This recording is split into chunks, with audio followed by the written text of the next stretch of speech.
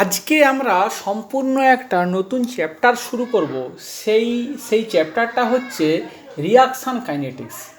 এখন এই রিয়াকশান কাইনেটিক্সের মধ্যে আমরা কি পড়ব না, এই চ্যাপ্টারটার একটু অন্যরকমই। এইটা নর্মাল অর্গানিক কেমিস্ট্রি রিয়াকশান থেকে একটা কেমিক্যাল রিয়াকশান কেন হবে, এবং যদি কোনো কেমিক্যাল রিয়াকশানের মাল্টিপল অপশান থাকে তাহলে কোন অপশানটাকে চুজ করবে, সেইটার উত্তর দেবে এই চ্যাপ্টারটার। এখন গত সেমিস্টারে থার্মোডিনামিক্সে আমরা এই বিখ্যাত ইকুয়েশানটা আমরা এস্টাবলিশ করেছি। কি ছিল না, ডেল্টা জি জিরো সমান ডেল্টা এইচ জিরো মাইনাস টি ডেল এস জিরো, এই ইকুয়েশানটা আমরা এস্টাবলিশ করেছি। এখন এই ইকুয়েশান থেকে চিন্তা কর যে কোনো রিয়াকশান স্পন্টেনিয়াস হওয়ার শর্ত কী ছিল না, ডেল জি জিরোকে নেগেটিভ হবে। ডেল জি জিরো যদি নেগেটিভ হয় তবেই রিয়াকশানটা কী হবে, তবে রিয়াকশানটা স্পন্টেনিয়াস হবে। তাহলে ডেল জি জিরোকে যদি নেগেটিভ হতে হয়, which is called gives free energy, তার সঙ্গে তাহলে এইটা হচ্ছে enthalpy change delta H zero. Enthalpy change বেশ খানিকটা বন্ড ব্রেকিংয়ের সঙ্গে যুক্ত আছে। তাহলে ডেল্টা এইচ জিরোকেও কী হতে হবে, নেগেটিভ হতে হবে। ডেল্টা এস জিরোটা কি না, এন্ট্রপি চেঞ্জ, এন্ট্রপিটাকেও কী হতে হবে, এন্ট্রপি শুড বি পজিটিভ। তাহলে এই রকম যদি প্যারামিটারগুলো থাকে তাহলেই আমরা কি বলতে পারি না, একটা কোনো রিয়াকশান স্পন্টেনিয়াস হবে।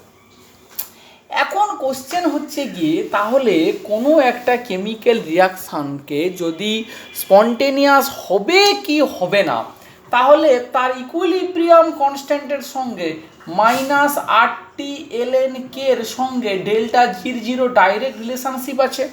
তাহলে কোনো রিয়াকশানের ইকুইলিব্রিয়ামটা যদি ডান দিকে যায় তার মানেটা কি, মানে যদি রিয়াকশানটা স্পন্টেনিয়াস হয় তাহলে ডেল জি জিরোকে কি হতে হবে না, নেগেটিভ হতে হবে।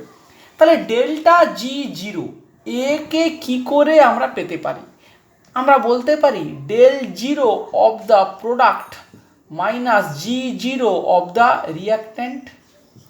এইটার যদি বাদ দেই তবেই আমরা কি পাবো, ডেল জি জিরো। তাহলে প্রোডাক্টের ফ্রি এনার্জি থেকে রিয়াক্ট্যান্টের ফ্রি এনার্জিকে বাদ দিতে হবে, এদের ডিফারেন্সটাই কি হবে না, ডেল্টা জি জিরো। এখন কোশ্চেন হচ্ছে যে আমরা ডেল জি জিরোকে কিন্তু ক্যালকুলেট করতে পারি না, we can't calculate del G zero experimentally delta G জিরোকে কিন্তু আমরা ক্যালকুলেট করতে পারি না। তাহলে আমরা কাকে ক্যালকুলেট করতে পারি না, এনথালপি চেঞ্জ ডেল্টা এইচ জিরোকে ক্যালকুলেট করতে পারি, এন্ট্রপি চেঞ্জকে ক্যালকুলেট করতে পারি অ্যাট এ সার্টেন টেম্পারেচার। তার মানে ডেল্টা জিটা কিন্তু ডাইরেক্ট এক্সপেরিমেন্ট থেকে আমরা পেতে পারি না, আমরা এক্সপেরিমেন্ট থেকে কি পাবো, ডেল্টা এইচ জিরো পাবো আর ডেল এস জিরো পাবো। এই দুটো থেকেই আমরা অ্যাকচুয়ালি ডেল্টা জি জিরোর ভ্যালুটা পেতে পারি। বেশ, তাহলে এখান থেকে ধর আমরা যদি প্রথমে অল্প একটু এন্ট্রপির কনসেপ্টটা আমরা বলি, কারণ আমরা এনথালপির কনসেপ্ট আমরা প্রচুর পড়েছি। এন্ট্রপির কনসেপ্টটাকে একটু ক্লিয়ার করতে হবে, খুব সামান্য। একটা মলিকুলে দেখ, একটা মলিকুলের ফ্রিডম আছে, ডিগ্রিজ অফ ফ্রিডম। এই টার্মটা শুনবি আরও ডিটেল পরে ফিজিক্যাল কেমিস্ট্রি ক্লাসে আরও বেশি করে সেন্স যে মানে শুনবি। এখন মলিকুলের যদি ফ্রিডমের কথা বলি, মলিকুলের টোটাল যে মোশান আছে সেই মোশানগুলো কি, মলিকুলের মোশান না, মলিকুলের রোটেশনাল মোশান আছে, ভাইব্রেশনাল মোশান আছে, আর আছে ট্রান্সলেশনাল মোশান আছে। এই তিন ধরনের মোশান আছে, ট্রান্সলেশনাল, রোটেশনাল আর কি আছে না, ভাইব্রেশনাল।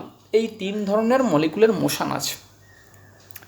তাহলে এইটা ট্রান্সলেশনাল মোশন মানে একটা মলিকুল এটা এক্স অ্যাক্সিস বা ওয়াই অ্যাক্সিস যে কোনো অ্যাক্সিসের দিকে দুদিকে ইকুয়ালি যে মানে মুভ করতে পারে, এটাকে বলা হয় ট্রান্সলেশনাল মোশন।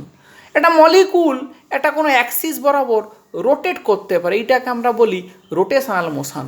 আর একটা মলিকুলের বন্ডের ডিফারেন্ট টাইপের ভাইব্রেশান হয়, ডিফারেন্ট টাইপের ভাইব্রেশান, তাহলে এইটাকে বলা হয় একটা মলিকুলের ভাইব্রেশনাল মোশন। এখন এন্ট্রপির কনসেপ্টটা এইরকমই যে একটা মলিকুল যে ধর একটা এক্স অ্যাক্সিস, এই 0 থেকে এক্স, একটা মলিকুল এখানে আছে, এখান থেকে মলিকুলটা মুভ করে এখানে গেল, তাহলে এই জায়গাতে মলিকুলের পোটেনশিয়াল এনার্জি যতটা, এখান থেকে মুভ করে এখানে গেলে তার পোটেনশিয়াল এনার্জি অল্প কিছু হলেও চেঞ্জ হবে। আমরা মনে কর একটা মলিকুল এই রকম ডিরেকশানে আছে, তাকে যদি রোটেট করিয়ে এই ডিরেকশানে নিয়ে আসি, তার মানে এই স্টেটের সঙ্গে এই স্টেটের একটা পার্থক্য আছে। কি পার্থক্য না, প্রত্যেকটা স্টেটে মলিকুলের এনার্জি কি হয়, ডিফারেন্ট হয়, প্রত্যেকটা স্টেটে মলিকুলের এনার্জিটা ডিফারেন্ট হয়। এখন কোশ্চেন হচ্ছে যে একটা মলিকুলের এই ধরনের মোশন মানে এই 3 ধরনের মোশনের জন্য মলিকুলের ডিফারেন্ট এনার্জি স্টেট এক্সিস্ট করে। এই 3 ধরনের মোশনের জন্য মলিকুলের ডিফারেন্ট এনার্জি স্টেট এক্সিস্ট করে। এখন কোশ্চেন হচ্ছে একটা মলিকুলের কাছে একটা মলিকুল যত বেশি পরিমাণ এনার্জি স্টেটের মধ্যে নিজেকে ডিস্ট্রিবিউট করতে পারবে, কোনো মলিকুল নিজেকে যত বেশি এনার্জি স্টেটের মধ্যে ডিস্ট্রিবিউট করতে পারবে তার এন্ট্রপি তত বেশি হবে। তাহলে এখন কোশ্চেনটা হচ্ছে যে একটা মলিকুলের এনার্জি স্টেট যত বেশি দূরে থাকবে, মলিকুলগুলো তত ডিফারেন্ট স্টেটের মধ্যে ছড়িয়ে পড়ার পসিবিলিটি কম হবে। আর যত এনার্জি স্টেটগুলো কাছে হবে, তত মলিকুলগুলো বেশি করে কি হবে, সমস্ত স্টেটের মধ্যে ছড়িয়ে পড়তে পারবে। তাহলে এনার্জি স্পেসগুলোর মধ্যে যত বেশি ডিস্টেন্স হবে মলিকুল, তত বেশি স্টেটের মধ্যে কম ছড়িয়ে পড়বে। যত এই স্পেসটা যত কম হবে, তত মলিকুলগুলো কি হবে না বেশি এনার্জি স্টেটের মধ্যে ছড়িয়ে পড়বে। যত বেশি নাম্বার অফ এনার্জি স্টেটের মধ্যে ছড়িয়ে পড়বে, তত তার এন্ট্রপি বেশি হবে। এখন কোশ্চেনটা হচ্ছে গিয়ে যে একটা মলিকুলের এই 3 ধরনের মোশনের ক্ষেত্রে আমরা যদি বলি যে রোটেশনাল এনার্জি ব্যারিয়ারটা মডারেটলি স্পেসড, মানে এরকম করে আমি যদি বলি যে রোটেশনাল এনার্জি ব্যারিয়ারের মধ্যে গ্যাপটা মডারেটলি হয়। ট্রান্সলেশনের ক্ষেত্রে এই গ্যাপটা আরও কম হয়।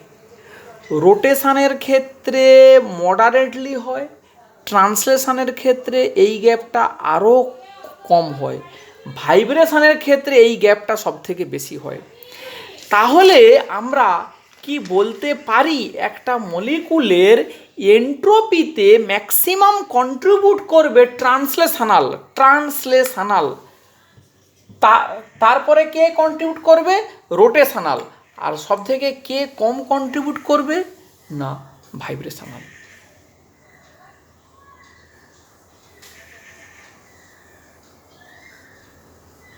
তাহলে আবারও বলছি, ট্রান্সলেশনাল মোশন থেকে এন্ট্রপির কন্ট্রিবিউশনটা হবে ম্যাক্সিমাম, রোটেশন থেকে হবে মডারেট, ভাইব্রেশন থেকে হবে মিনিমাম। বেশ, আমরা এবারে এখান থেকে ডাইরেক্টলি অল্প করে একটু করে প্রবলেমের মধ্যে ঢুকি। যে ধর আমরা একটা কেমিক্যাল রিয়াকশানের কথা কনসিডার করি, একটা কেমিক্যাল রিয়াকশান। কি কেমিক্যাল রিয়াকশান? ধর CH2 double bond CH2 ethylene থেকে অ্যাসিটিলিন প্লাস হাইড্রোজেন। ভালো করে ব্যাপারটা শোন, ইথিলিন থেকে অ্যাসিটিলিন প্লাস হাইড্রোজেন, এই রিয়াকশানটা যদি এদিকে আসে তাকে আমরা বলবো হাইড্রোজিনেশন, আর যদি এই দিকে যায় তাকে বলবো ডিহাইড্রোজিনেশন। এদিকে আসতে বলে হাইড্রোজিনেশন, ওদিকে গেলে কি বলবো? ডিহাইড্রোজিনেশন। এই দিকেটা মুছে দিলাম, ওই দিকে রিয়াকশানটা যাওয়ার ডেল্টা H0 মানে এনথালপি চেঞ্জ হয় +167 কিলোজুল পার মোল, +167 কিলোজুল পার মোল। এখন কোশ্চেনটা হচ্ছে যে এইখানে এই মলিকুলের যদি আমরা দেখি যে এই রিয়াকশানের এন্ট্রপি চেঞ্জ কি আসছে, ডেল্টা এস ট্রান্সলেশনাল জন্য ডেল্টা S0 ট্রান্সলেশনাল হচ্ছে 117 জুল পার কেলভিন ইনভার্স পার মোল ইনভার্স। ডেল্টা S0 এইটাই। তাহলে অ্যাট 25 ডিগ্রি সেন্টিগ্রেড টেম্পারেচার, টি যদি 25 হয়, টি ডেল S0 এর ভ্যালুটা আসে 35 কিলোজুল পার মোল ইনভার্স। ওই কেলভিনটা কেটে গেল। তাহলে এইখান থেকে যদি আমরা ক্যালকুলেট করি যে এই রিয়াকশানটার ডেল্টা G0 কি হবে, তাহলে ডেল্টা H0 মাইনাস টি ডেল S0 সমান কত? 167 মাইনাস 35 কিলোজুল পার মোল ইনভার্স সমান একটা পজিটিভ কোয়ান্টিটি। তার মানে 25 ডিগ্রি সেন্টিগ্রেড টেম্পারেচারে আমরা কখনোই এক্সপেক্ট করতে পারি না যে ইথিলিন থেকে হাইড্রোজেন গ্যাস অটোমেটিক্যালি বেরিয়ে যাবে, গিয়ে সে অ্যাসিটিলিন তৈরি করবে। It is never been happened at 25 degree centigrade temperature. এবারে মজাটা দেখ, টেম্পারেচারটাকে বাড়িয়ে এক্সট্রিম লেভেলে টি যদি কে বাড়িয়ে এখন আমরা 1000 ডিগ্রি সেন্টিগ্রেড করি, 1000 ডিগ্রি সেন্টিগ্রেড, হিউজ টেম্পারেচার।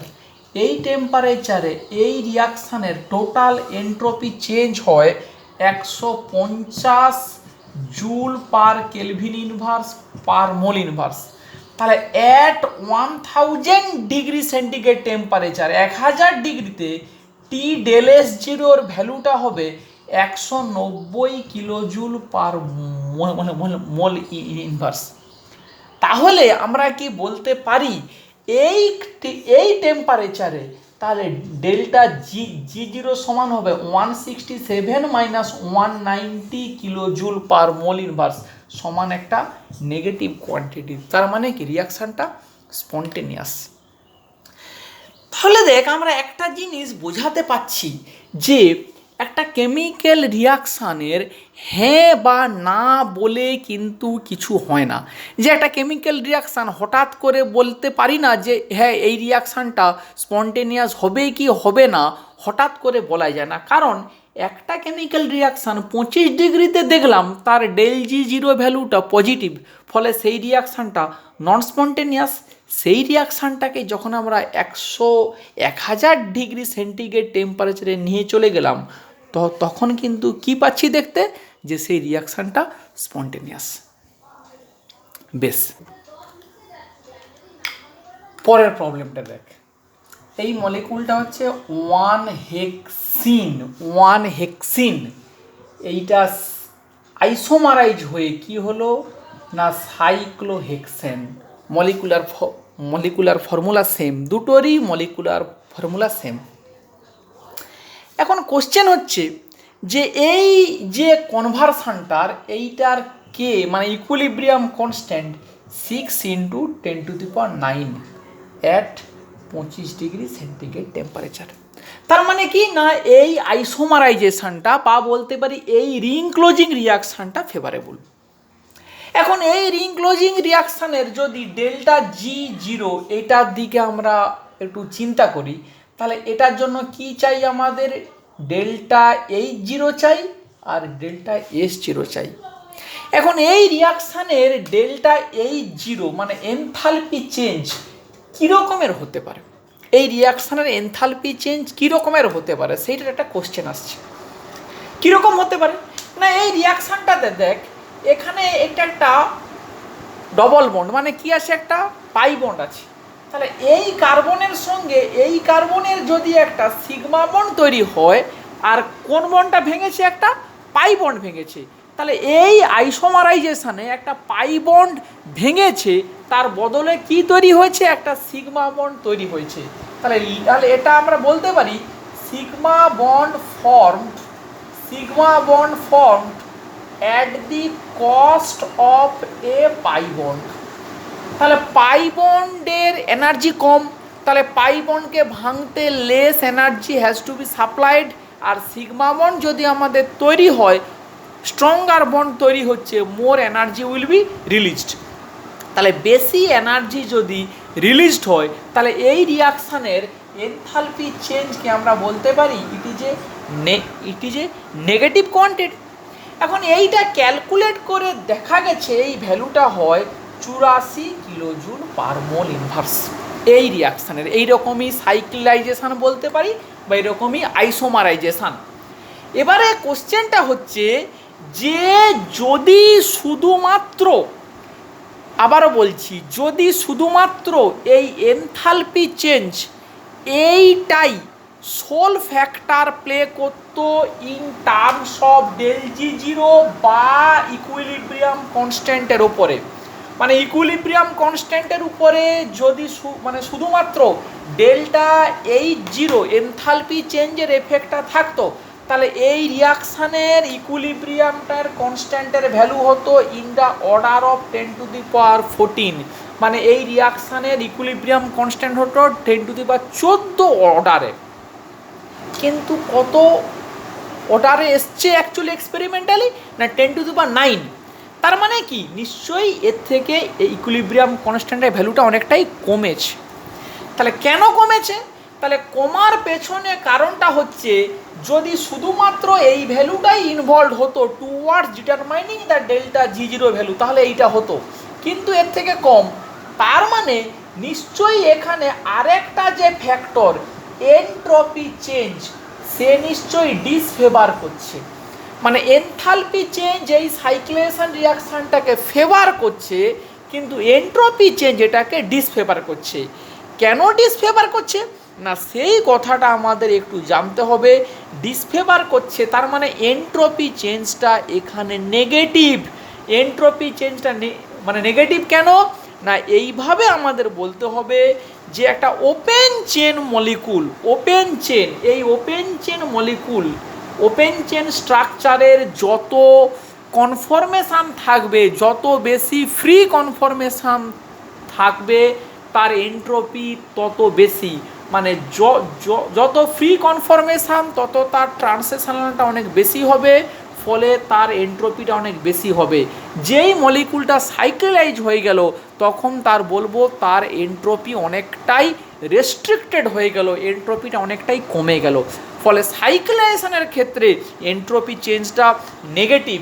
এখানে সেইটা হয় -86.5 জুল পার কেলভিন ইনভার্স পার মোল ইনভার্স। এইটাকে করে ক্যালকুলেট করে কি কি মানে দেখা গেছে যে এই এনট্রপি চেঞ্জটা উল্টো দিকে কাজ করে বলেই এর ডেল জি জিরোটা অতটা নেগেটিভ হয় না। ডেল জি জিরো নেগেটিভ বলেই ইকুইলিব্রিয়াম কনস্ট্যান্টটা এইটা, কিন্তু যদি এই ফ্যাক্টরটা কাজ না করতো তখন ইকুইলিব্রিয়াম কনস্ট্যান্টটা অনেকটাই বেশি আসতো। সেইটা কত না 10⁻14 অর্ডারে। সেইটা কোন অর্ডারে এসছে না 10⁹ অর্ডারে। কেন এসছে না তার কারণ এনট্রপি চেঞ্জটা এখানে কি হচ্ছে না এটাকে বাধা দিচ্ছে, তার ফলে এটা এই অবস্থাতে গিয়ে দাঁড়াচ্ছে।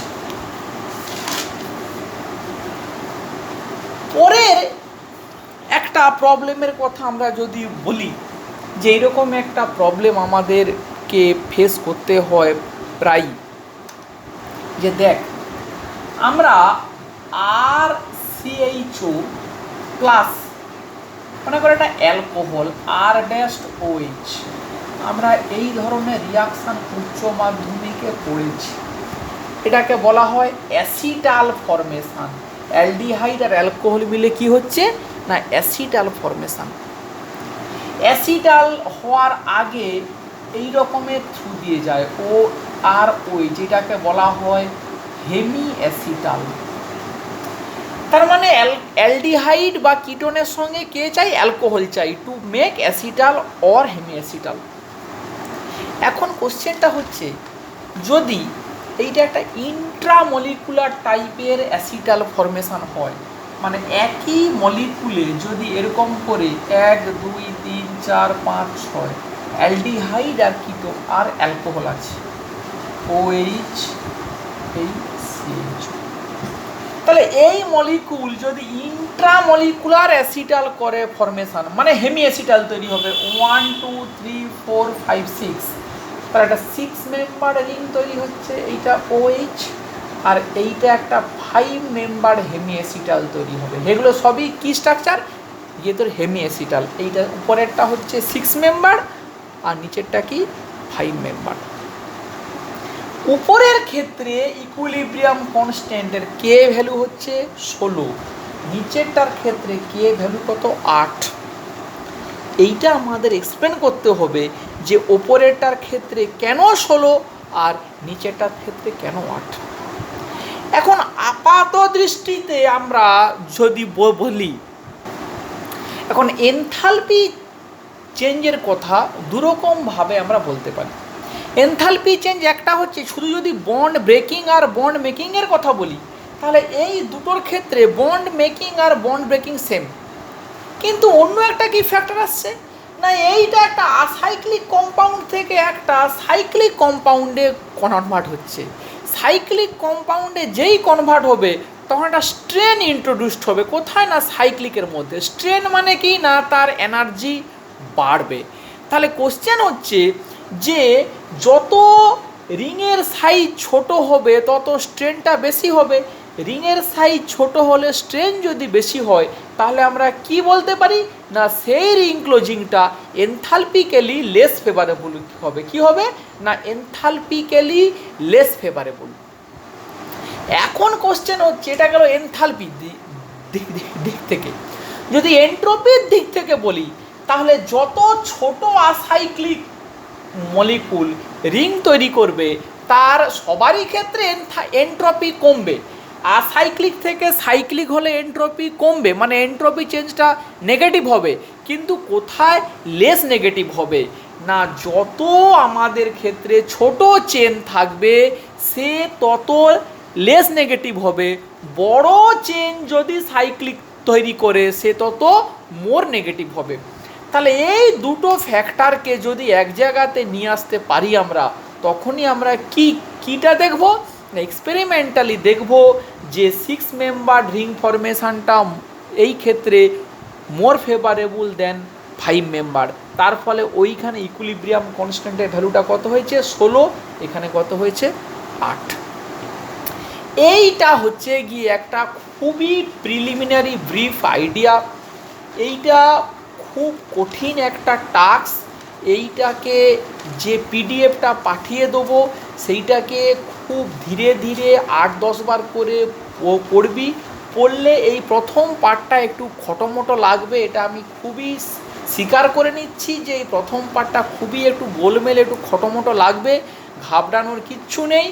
এর পরের পার্ট যেখান থেকে আমরা পরের ভিডিওটা শুরু করব that will be much more interesting, মানে সেইটা অনেকটাই সহজ এবং আমাদের ট্র্যাকের মধ্যে আমরা অনেকটাই খেলাধুলো কিন্তু করব ফর শিওর।